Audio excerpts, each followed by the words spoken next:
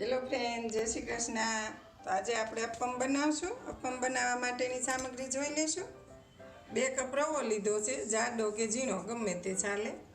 1 cup પૌવા ચોખાના।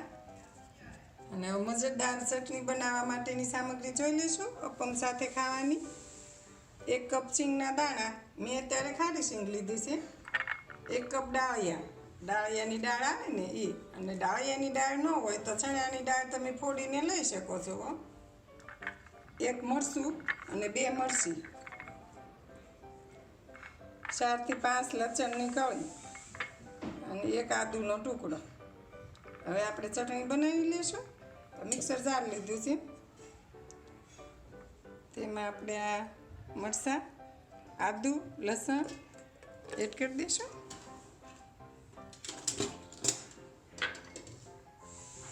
સિંગના દાણા,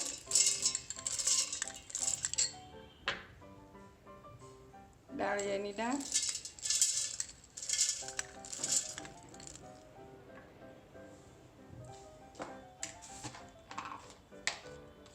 સ્વાદ પ્રમાણે મીઠું, અડધી ચમચી મીઠું એડ કરું છું।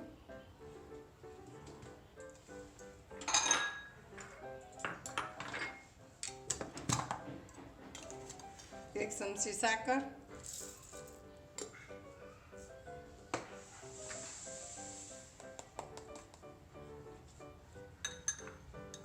એક થી 1.5 ચમચી કાશ્મીરી મરચું।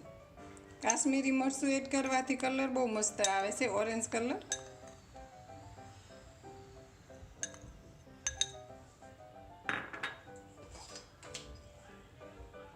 એક ચમચી દહીં,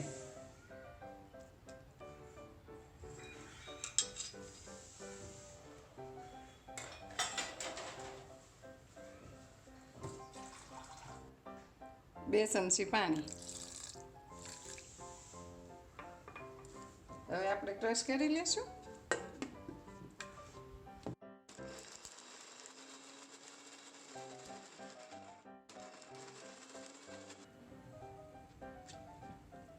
ચટણી બની ગઈ છે, તો તમે જોઈ શકો છો। જુઓ કેટલી સરસ ક્રીમી બની છે ને કેટલો મસ્ત ઓરેન્જ કલર આવ્યો છે। દહીં એડ કરવાથી ચટણી બહુ જ ક્રીમી બને।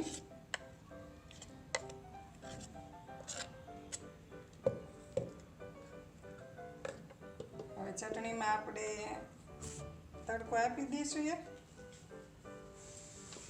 તે માટે અમે તડકો કરવા માટે બાઉલ લીધું। ચટણીને તડકો આપવા માટે આપણે તડકા પેન લીધું છે, તો તેમાં 2 ચમચી તેલ એડ કરી દઈશું।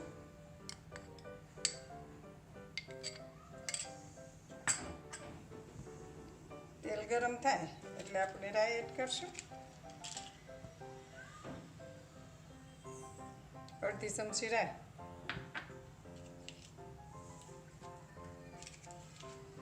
રાઈને સારી રીતે ફૂટી જવા દેવાની।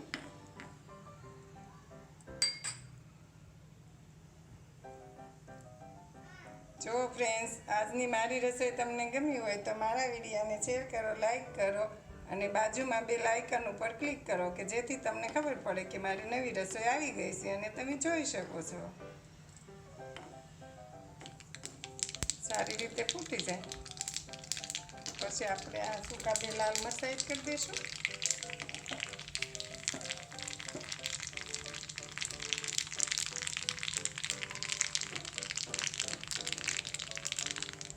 મીઠા લીમડાના પત્તા। હવે આપણે ગેસ બંધ કરી દઈશું।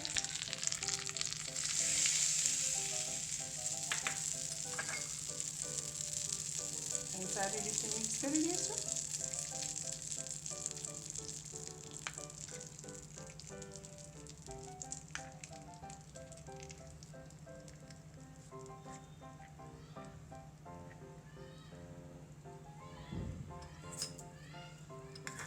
હવે આપણે અપ્પમ બનાવવા માટે ખીરું બનાવી લઈશું। તો મિક્સર જાર લીધું છે, એમાં આપણે રવો લઈ લઈશું।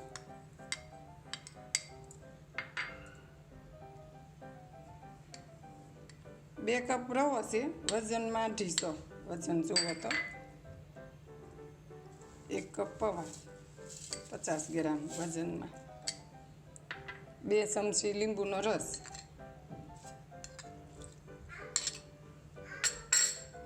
1 કપ દહીં, ખાટું દહીં નહીં લેવાનું, મીડિયમ લેવાનું.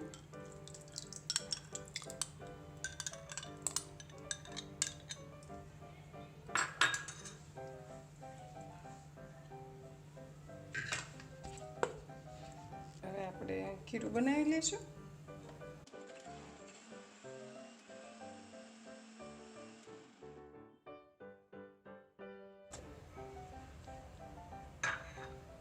આ રીતે આ મધ કચરું થાય પછી આપણે મીઠું અને ખાંડ બી એડ કરી દઈશું.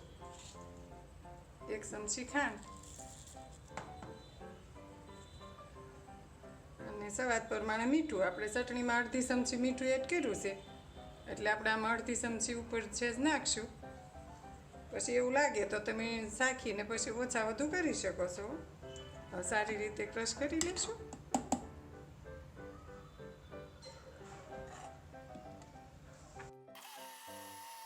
સારી રીતે ક્રશ થઈ ગયું છે, તમે જોઈ શકો છો. જો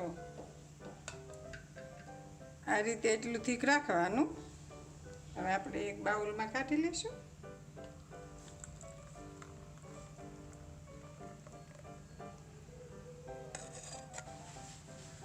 આ રીતે એટલું થીક રાખવાનું, જાડું નહીં ને પતલું નહીં.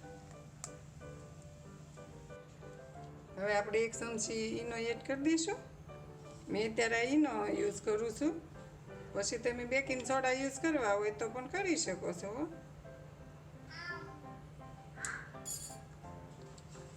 બને ત્યાં સુધી આમ એક જ સાઈડ એડ કરવાનું. આ રીતે આમ હલાવી લેવાનું, મિક્સ કરી લેવાનું.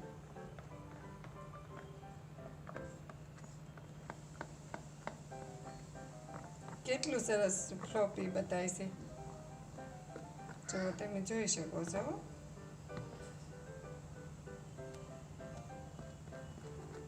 આ રીતે આમ હલાવી લેવાનું. અપ્પમ બનાવવા માટે આપણે એક નોનસ્ટિક પેન લીધી છે. હવે આપણે એમાં તેલ લગાવી દઈશું. મીડિયમ ગેસ રાખવાનો. આ રીતે આમ તેલ લગાવી દેવાનું.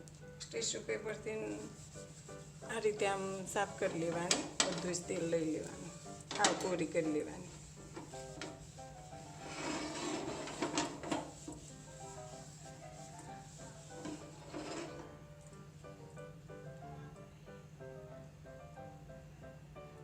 એક ચમચો ભરીને એડ કરવાનું. પછી તમે નાના મોટી તમારી જે રીતની સાઈઝ રાખવી હોય એ રીતે તમે એડ કરી શકો છો.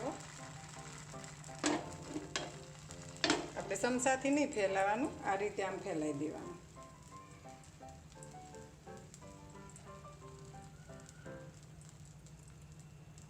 મીડિયમ ગેસે ચડવા દેવાનું.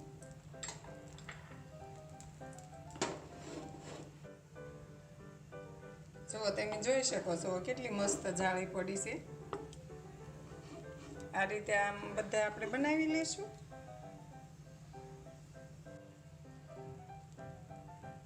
જો તમે જોઈ શકો છો કેટલી સરસ આમ ચમકી પડે છે. આ રીતે આમ ચડે એટલે આ રીતે આવો થઈ જાય. આજે અહીંયા બધી કાસો છે એટલે આપણે થોડીક વાર રહેવા દઈશું.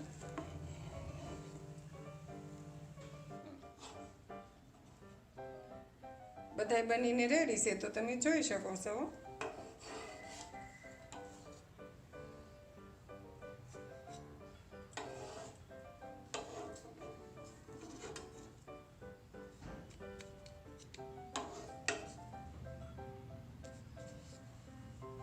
હવે આપણે સર્વિંગ પ્લેટમાં કાઢી લઈશું. ખૂબ જ ટેસ્ટી અને ઓછા ટાઈમમાં જલ્દીથી બની જાય એવો નાસ્તો તૈયાર છે તો તમે જોઈ શકો છો.